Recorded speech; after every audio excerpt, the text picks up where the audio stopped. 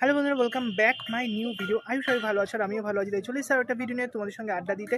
আর প্রথমেই বলি যে শুভ নীল ষষ্ঠীর আন্তরিক শুভেচ্ছা, প্রীতি, অভিনন্দন। আমাদের পাড়াতেই আছে অনেক পুরনো শিব মন্দির, আর সেখানে কিন্তু প্রত্যেক বছর নীল ষষ্ঠী চড়ক পুজো ভীষণ বড় করে সেলিব্রেট করা হয়। আর যেটার ভিডিও আজকে আমি তোমাদের সাথে শেয়ার করবো, তো ভিডিওটা না টেনে সম্পূর্ণটা দেখতে থাকো।